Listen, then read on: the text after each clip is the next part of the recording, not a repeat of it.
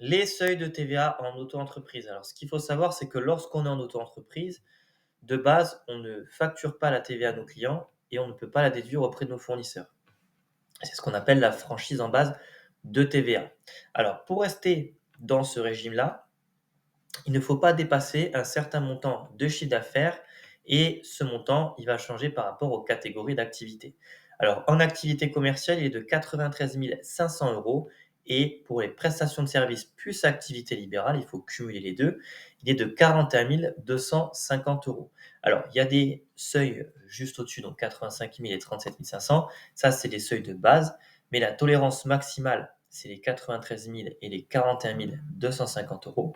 Et donc, dès lors que vous allez dépasser ces montants-là, vous allez être redevable de la TVA à partir du premier jour auquel vous dépassez le seuil. Donc, exemple concret, je suis en prestation de service. Donc, le seuil de chiffre d'affaires maximal est de 41 250 euros. Je dépasse le seuil le 15 septembre et donc à partir du 15 septembre, je suis redevable de la TVA. Donc, ça veut dire que pour toutes mes nouvelles factures, je vais devoir facturer la TVA à mes clients et je vais pouvoir la récupérer auprès de mes fournisseurs. Dans tous les cas, vous avez une alerte automatique dans l'application qui va vous dire quand vous allez dépasser le seuil. Et quand vous dépassez le seuil, on vous explique qu'est-ce qu'il faut faire quand on est redevable de la TVA.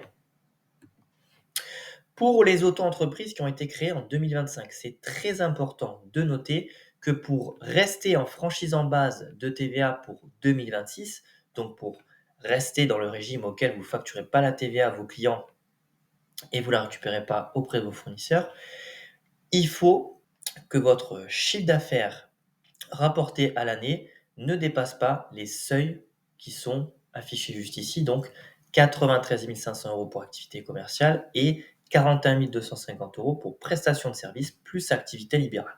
Alors, je vais vous donner un exemple concret pour que vous puissiez comprendre. Je crée une auto-entreprise qui est en prestation de service et elle débute le 14 mai 2025.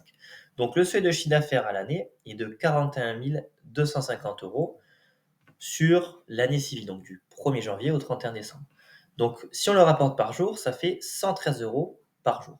Et donc, si on a fait un chiffre d'affaires entre le 14 mai et le 31 décembre 2025 de 27 000 euros, ça veut dire qu'au prorata de l'année, on a fait 42 478 euros. Et donc, on a dépassé les 41 250 euros, donc on a dépassé le seuil de TVA. Ce qui veut dire qu'à partir de janvier 2026, je vais être redevable de la TVA. Et donc, je vais devoir facturer la TVA à mes clients et je vais pouvoir la déduire auprès de mes fournisseurs. Alors, ne vous inquiétez pas, ces informations peuvent paraître compliquées. Nous, dans tous les cas, dans l'application, tout est calculé automatiquement et on vous enverra un mail avant la fin de l'année pour vous indiquer que vous serez assujetti ou pas à la TVA.